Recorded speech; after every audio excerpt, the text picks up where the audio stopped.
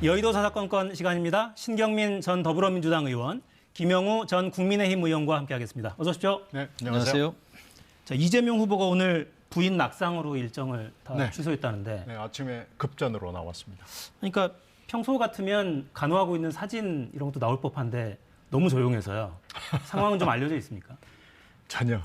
다만 이게 집안 내부에서 새벽 1, 2시가 굉장히 심하잖아요.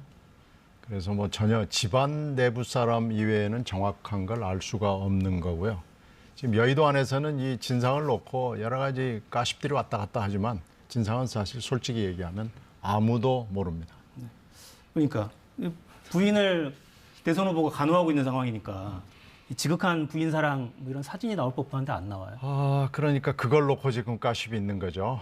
그래서 뭐 저도 잘 모르겠고 아무도 이 얘기를 뭐 뚜렷하게 할 수는 없고요. 이게 사건이냐 사고냐를 놓고 지금 여러 가지 얘기들이 오르락 내리락 하는데 그냥 이거 그대로 받아들이는 수밖에는 없어 보입니다. 네.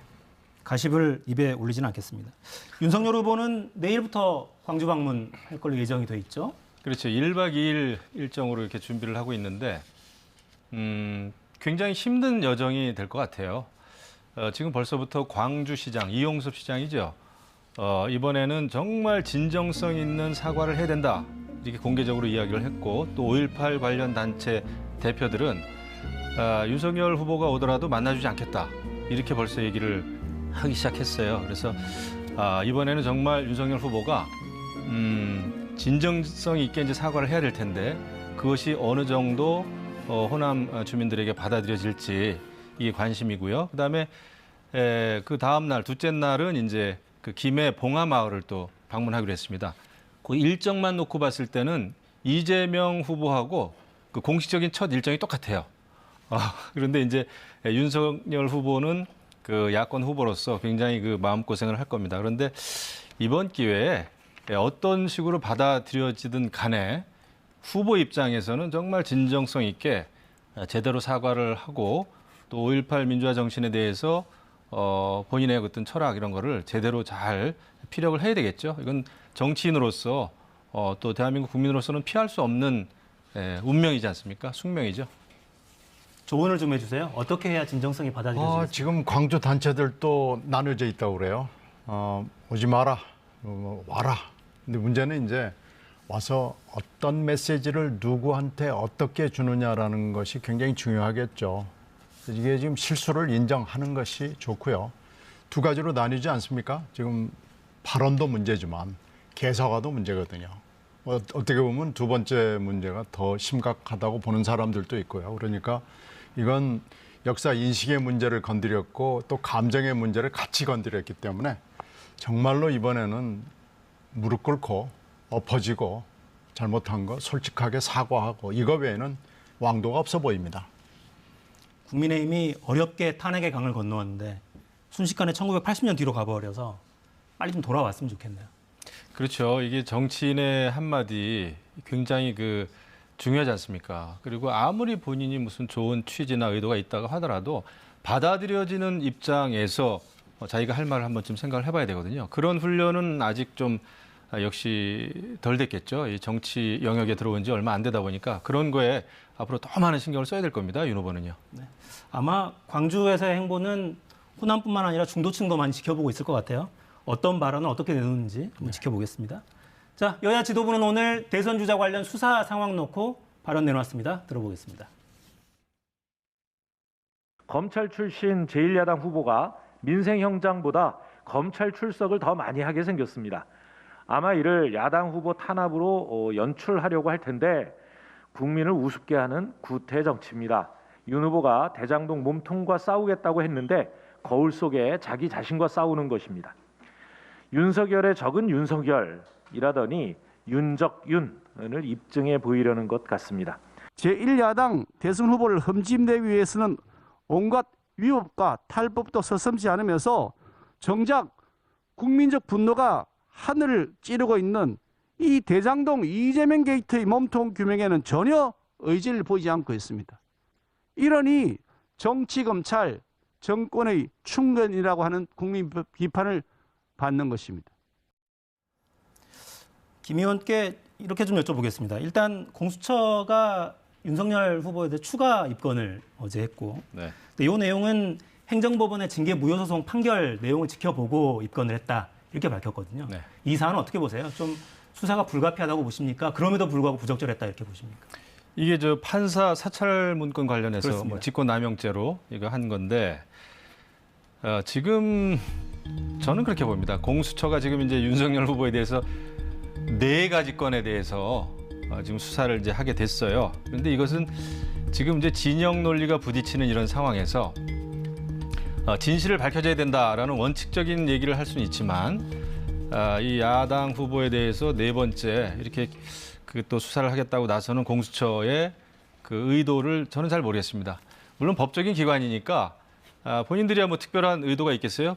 법대로 진행한다 이런 말을 하겠습니다만은 제가 볼 때는 누가 봐도 좀 무리한 또 수사가 아닌가 생각이 되는데 이번 선거는 이재명 후보 대 윤석열 후보의 이 선거는 공수처 그다음에 또 이제 검찰의 수사 진행이 관건이 돼 버렸잖아요.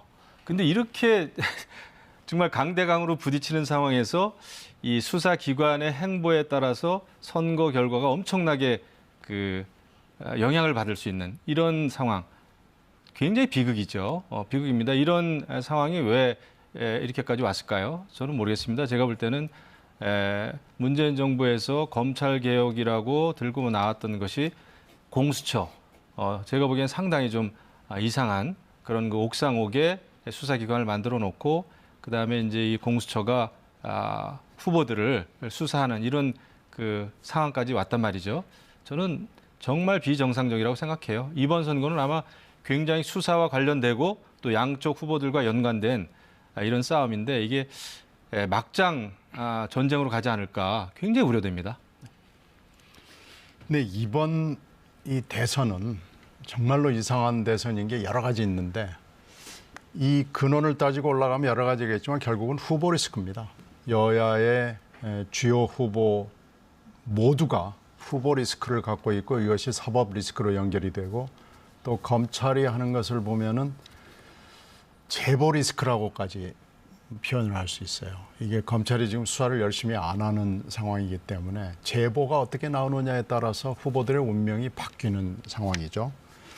그렇게 따지고 보면 지금까지의 모든 관행이 허물어졌습니다. 대개 지금까지의 대선이 들어가면은 8, 9개월 전부터 사법기관은 손을 놓습니다.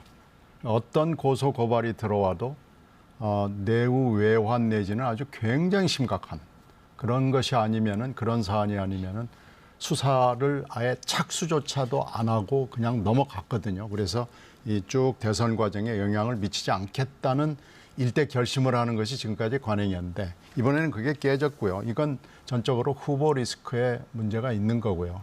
이런 점에서는 우리가 좀 근본적으로 반성을 할 필요가 있죠.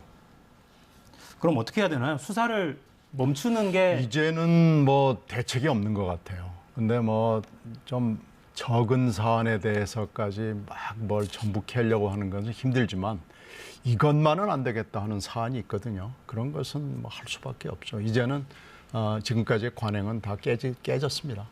어떻습니까? 야당은 특검 주장 지금도 필요하다고 보시는 겁니까?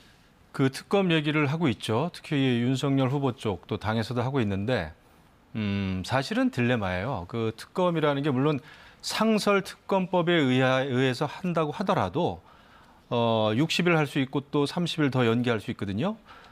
보통 이제 상대편에서는 분명히 특검일지라도 특검 수사에 대해서 불만이 있을 가능성이 큽니다. 그러면은 30일 더 또 연장해야 된다. 이렇게 나오면은 결국 90일인데요. 그러면은 이것은 여야가 특검을 하기로 합의한다고 해도 그거에다가 3달 수사 기간 더 하면은 내년 대선 끝납니다. 그래서 저는 실질적으로 현실적으로 야 특검이 쉽지 않겠다. 이것은 엄청난 말이 특검이지 정치적인 그 싸움으로 번질 수밖에 없다라는 생각이 좀 들어요. 그래서 일단은 물론 야당에서는 특검을 주장하지만 지금 현재 수사가 어떤 뭐 특별한 별건 수사나 이런 거 말고 수사를 제대로 좀 해야 되는데 사실 제대로 수사를 하고 있는지 또 할 의도가 있는지에 대해서 지금 의구심이 너무 많은 거죠. 관련자들 압수수색할 때부터 체포할 때부터 또 구속영장 이런 거 이제 신청하는 거 그 행태를 보면 지금 검찰이나 공수처가 제대로 과연 수사를 할 수 있을까 의문이거든요. 그래서 정말 야당으로서도 솔직히 딜레마입니다. 근데 결론적으로는 여야 후보들이 특검을 받아들일 가능성이 없진 않아 보여요. 왜냐하면 지금 여권 인사 내부에서도 이재명 지사도 특검 못할 이유가 있느냐 이렇게 나오고 있거든요. 그러면은 국민들이 원하고 여야에서 동시에 그런 목소리가 나오면 특검으로 갈 수밖에 없죠. 다만 이것은 정치적으로 흐를 가능성이 너무나 크다. 그렇게 생각합니다. 그러니까 특검 논의 자체도 그렇고 특검 도입한다 해도 이미 또 그럴 여지가 있어서. 그렇죠. 특검도 한계가 분명히 있는데요. 지금 두 개 사건, 지금 대표적인 사건이 대장동 사건과 고발사주인데 이 지금 제보 리스크라고 아까 설명을 드렸잖아요. 제보자의 입과 뭐 여러 가지를 파악해 보면은 대장동에는 굉장히 많은 입과 문건들이 있고요. 이쪽에는 이게 검사로서의 지위 문제이기 때문에 입과 자료가 매우 제한적이라는 게 있습니다. 그러니까 같은 특검이라고 해도 여러 가지 상황을 고려해 보면 수사상으로는 대장동이 훨씬 더 많은 제보와 증거가 있는 거죠.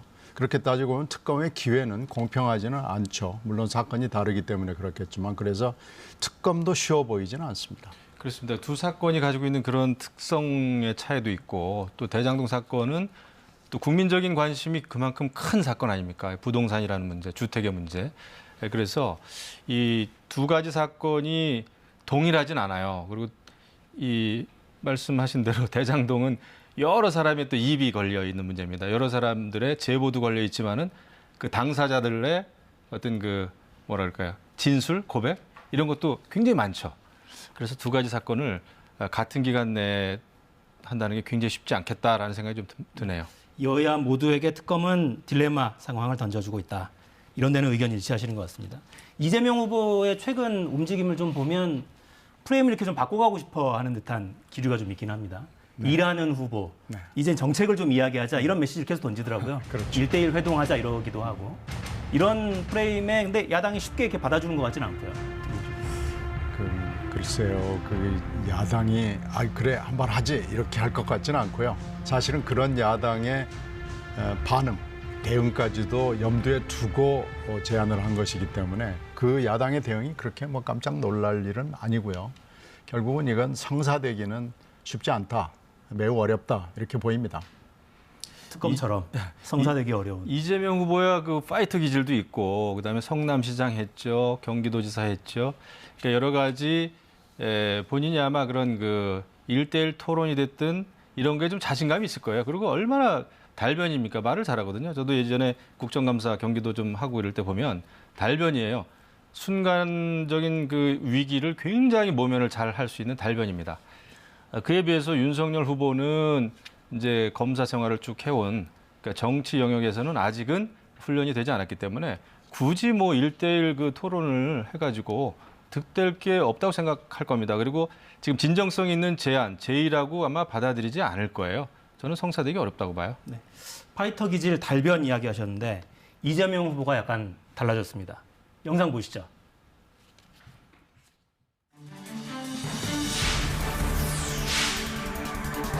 안녕하세요. 머리부터 말씀 안 했습니다.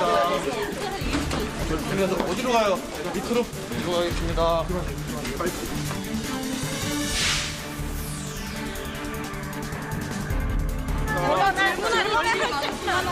질문에 대해서만 발길은 막지 마세요. 이쪽으로 가시죠.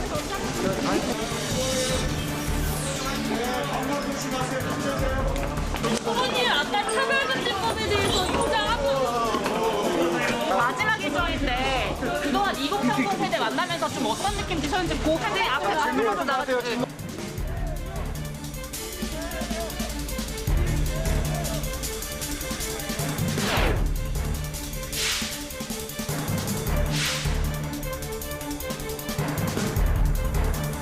우리 윤석열 후보님께 하나 제안을 하나 드리려고 합니다. 이 나라의 미래를 놓고 우리 국민들의 삶을 놓고 진지하게 논의할 1대1 회동을 제안 드립니다. 한번 생각해 보겠습니다. 그리고 그 구체적인 그 뭐 제안 내용을 제가 좀 정확히 몰라가지고. 네.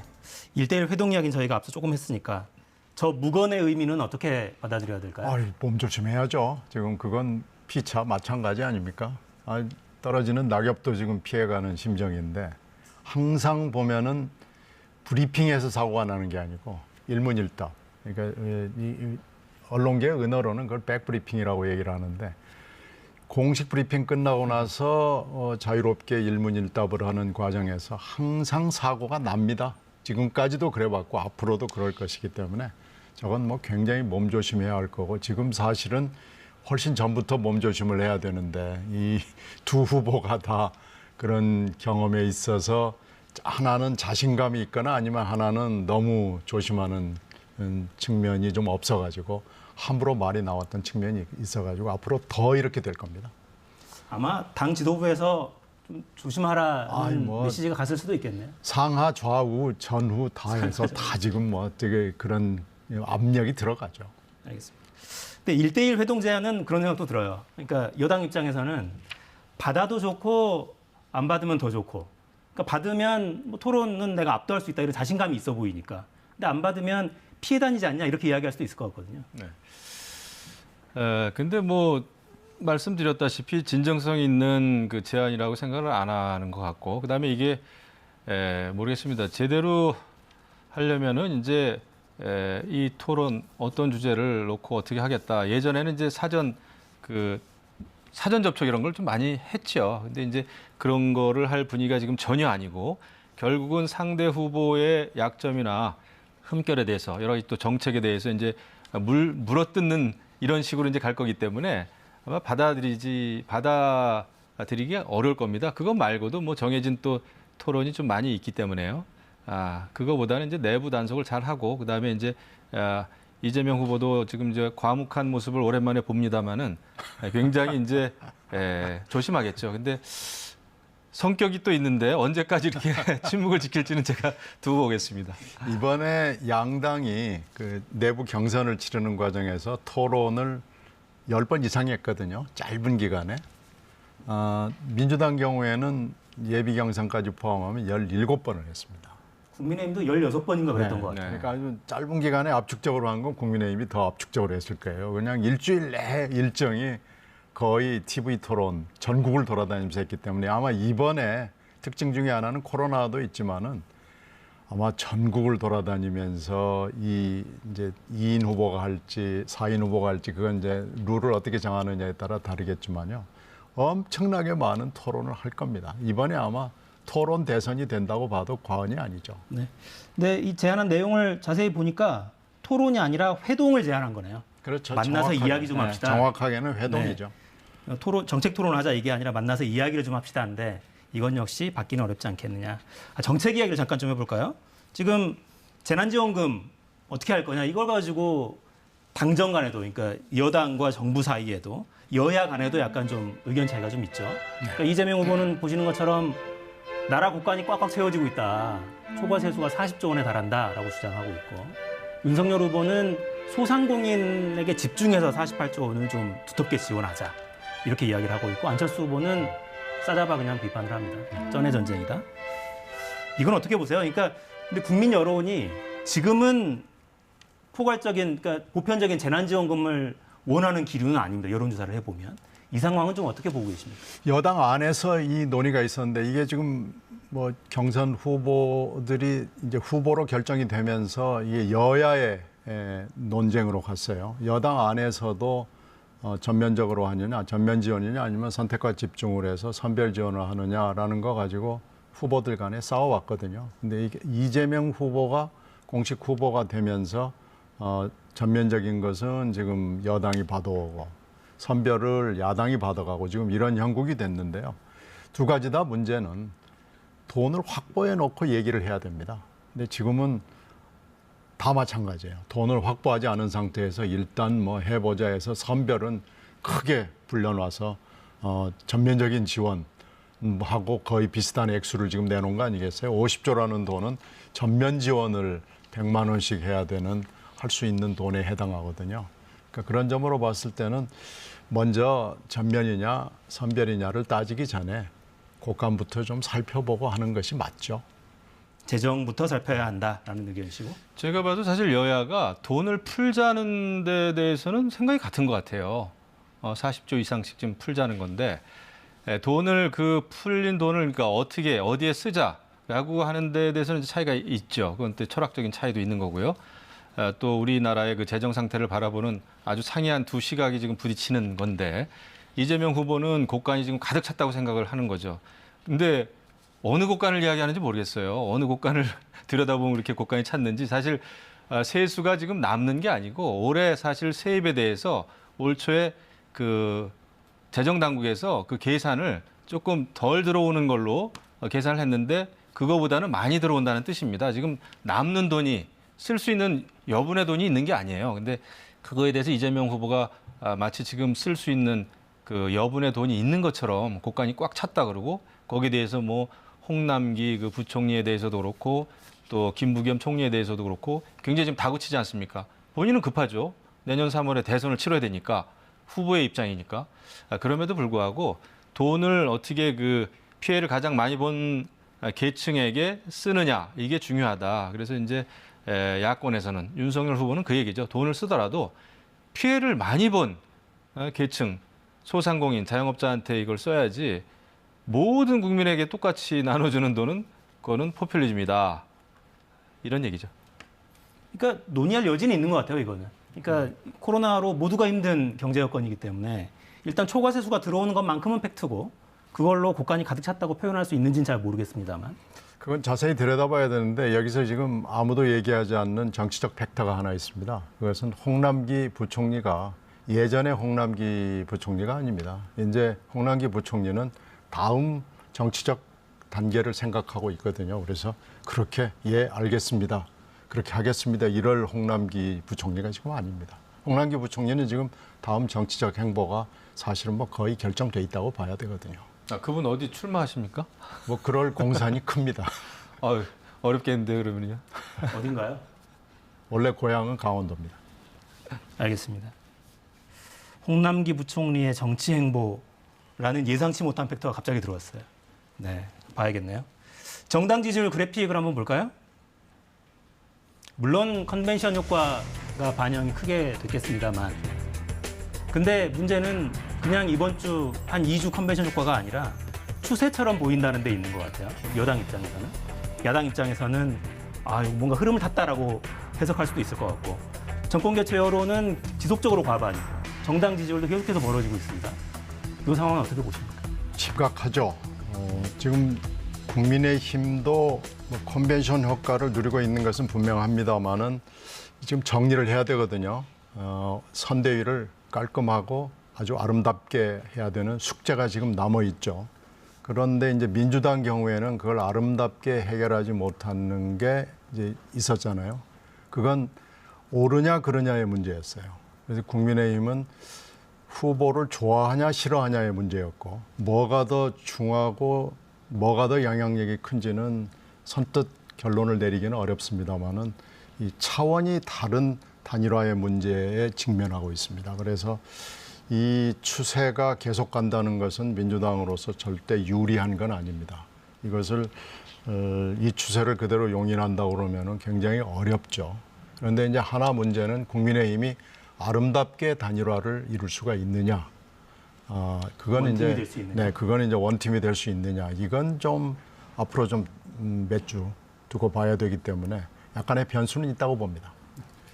그렇습니다. 제가 보더라도 사실 뭐 야당이 무엇을 엄청나게 잘했다 이거보다는 조금 그 이재명 후보의 그 좀 약점이라 그럴까 리스크가 좀 있었어요. 대장동 그 게이트 이것도 있고 그다음에 전 국민 재난지원금과 관련해 가지고 결국은 당정에 있어서 그 갈등과 혼선이 있지 않습니까? 지금까지도요. 그런 거에 있어서 좀 안정감을 주지 못했고 또 이재명 정부라는 표현을 쓰면서 노골적으로 조금 글쎄요. 유권자들이 봤을 때 현재는 이제 문재인 정부인데 그래서 친문이나 아니면 지금 현 정부를 지지하는 쪽에서 봤을 때 이재명 후보 너무 많이 나간 거 아니냐. 지금 이재명 정부도 아닌데 말이죠. 그다음에 내년 예산을 이렇게 써라 저렇게 써라 이야기하면서 그런 좀 오만함으로 비쳤을 수도 있겠다. 그다음에 또 음식점 총량제라든지 이런 것을 그냥 한두 가지를 아이디어 차원에서 던졌다고는 하지만은 굉장히 좀 파퓰리즘적이고 어찌 보면은 국가주의적인, 그다음에 또 토지에 대해서, 주택에 대해서도, 지금 주택에 대해서도 굉장히 그 토지 공유 제도를 연상케 하는 발언들을 많이 한단 말이죠. 이런 것이 지지율 하락에 영향을 주지 않았나 이런 생각이 좀 드네요. 흐름은 되돌려야 하는 게 지금 민주당으로서는 숙제인데. 해야죠. 하여튼 뭐 이 옆집 어떻게 돌아가는 것도 굉장히 중요하고 상대적이니까요. 또 민주당 자체적으로도 노력을 해야죠. 옆집 이야기를 해볼게요. 국민의힘은 이제 당 차원의 선대위 꾸리고 선거 전 준비해 가야 되는 시점이죠. 김종인 전 비대위원장 등판할 거냐 놓고 힘겨루기 양상도 좀 보입니다. 들어보겠습니다. 캠프에 모이는 사람들을 가리켜서 자리 사냥꾼이라고 이렇게 얘기를 하는데 그런 사람들을 갖다가 제대로 잘 선별을 하지 못하면은 사실은 이 후보 당선에도 문제가 있을 뿐 아니라 당선이 된다고 할지라도 사실은 많은 문제를 이야기하는 거죠. 대선이라고 하는 거는 당 전체가 나서야 되는 것이기 때문에 당과 함께 이 조직 구성도 하고 또 인선도 하고 맞습니다. 그래서 이걸 캠프로 비유하면 저희가 경선 때는 국민 캠프지만 이거는 대한민국 국민 캠프라고 할 수 있습니다. 네, 그러니까 이게 미묘한 온도 차이인데 윤석열 캠프의 기본적인 인사들은 유지하고 더 확대하는 방향으로 모색하고 있다더라. 그러니까 이런저런 설이 돌았어요. 그런데 김종인 전 비대위원장은 전권을 요구했고 관련한 갈등이 있었다는 이야기가 파다하게 돌았었는데 오늘 일단 권성동 비서실장이죠, 이제 후보 비서실장 이견은 없다, 갈등은 없다 이렇게 진화하는 글을 또 페이스북에 올렸더군요. 일단 민주당에서도 활동을 했었으니까 김종인 위원장이 전망은 어떻게 하세요? 합류를 자연스럽게 할 거라고 보십니까? 김종인 위원장이 만약에 합류하지 않으면 대형 사고급이죠. 합류하지 않으면 사고다. 합류하지 않으면은 그건 이제 상당한 문제를 일으키면서 좀 흔들릴 겁니다. 그래서 합류하는 건 하는데 문제는 지금 후보가 얘기하는 거하고 김종인 전 위원장이 얘기하는 거하고 정반대잖아요. 이것을 어느 선에서 합치할 수 있을지 아니면 적당히 섞을 수 있을지 그거 하나가 남을 텐데요. 뭐 형식적으로 크게 만들어 놓고 거기서 이제 임무를 주는 거에 따라서 실질적으로 어떻게 운영하느냐로 운영의 묘를 찾겠죠. 그렇게 해서 김종인 위원장이 합류가 되면서 말하자면 당기를 잡아가겠죠.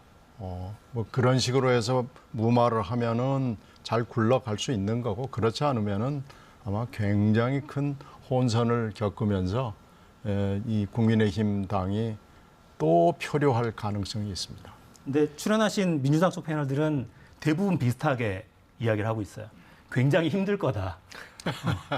그렇게 전망들 하시더라고요. 제가 봐도 그래요. 어떤 면에서 그렇습니까? 김종인 위원장은 여러 가지 뭐 통찰력이나 어떤 주도력이라 그럴까요? 장악력이 있죠. 그런 의미에서 아마 전권을 요구할 가능성이 좀 크고, 근데 또 후보 입장에서는 또 가능한 한 많은 사람들을 모아서 대선을 치르고 싶은 마음이 있겠죠. 그래야 또 든든하고. 근데 이제 자리 사냥꾼, 예전에는 진박 간별사가 나왔는데 이제 자리 사냥꾼 간별사가 또 나오게 생겼는데, 글쎄요. 그 선거라는 게 내부 캠프를 잘 관리하는 게 어찌 보면 상대방하고 경쟁보다 더 어려운 측면이 있거든요.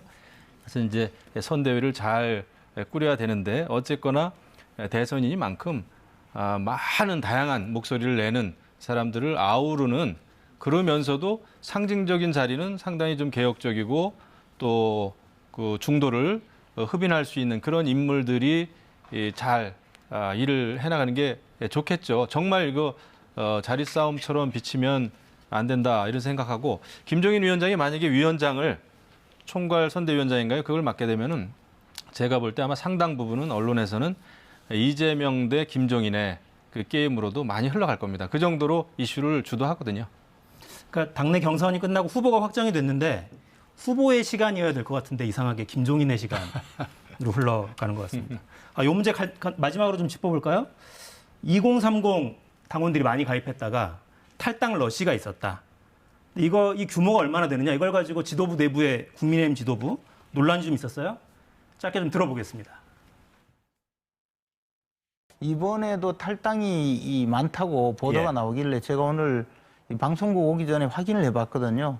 그랬더니 이제 5일날 전당대회 이후에 오늘 오전까지 중앙당에 접수된 탈당자가 40명이었습니다. 40명은요, 하루에 저희가 이제 그냥 가만히 있어도 자연 탈당으로도 그 정도 합니다. 그러니까 언론이 그런 걸 침소봉대하고 조작하고 있다라는 식으로 이제 좀 사태를 덮으려고 한 것 같은데, 이거는 김재현 최고 같이 언론의 습성을 잘 하시는 그런 어떤 숙련된 정치인이 이런 발언을 했다면 저는 의도가 좀 있었다 이렇게 봅니다. 네, 이런 혼란이 좀 있었고요. 저 팩트체크는 당대표가 한 게 일단 뭐 맞겠죠. 뭐 당내 보고받은 걸 토대로 이야기했을 테니까 요 질문만 짧게 좀 드리고 마쳐야 될 것 같습니다. 정치권이 지금 주목해야 되는 2030의 현실이랄까요?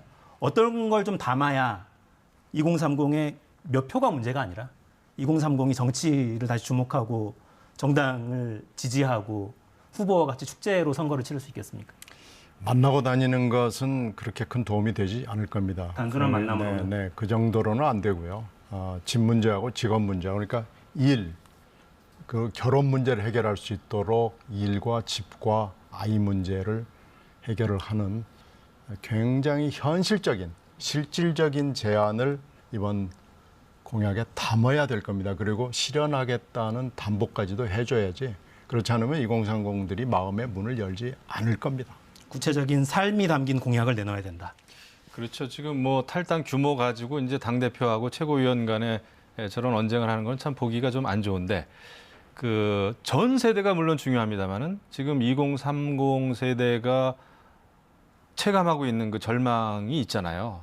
일자리 문제서부터 부동산 문제, 뭐 결혼 문제 다 말씀하셨지만은 이 정치권이 단순히 2030을 정말 그 무슨 2030의 표를 얻지 않으면 대선에 진다, 이런 선거에 이기고 지구의 문제보다는 저는 우리나라의 운명이 걸린 문제다 생각을 하고 2030이 처한 그 상황에 대해서 정말 마음을 열고 다가가지 않으면 앞으로 정치의 미래가 없는 거죠. 대한민국의 미래가 없는 것이고요. 이 점을 꼭 깊이 새겨야 될 겁니다. 알겠습니다. 저희가 이 코너 끝나고 나서 2030 중에 특정한 계층이 겪고 있는 심각한 문제를 좀 다룰 거거든요. 가시는 길에 좀 지켜보시면 좋겠습니다. 네. 지금까지 김영우, 신경민 전 의원과 함께했습니다. 두 분 고맙습니다. 감사합니다.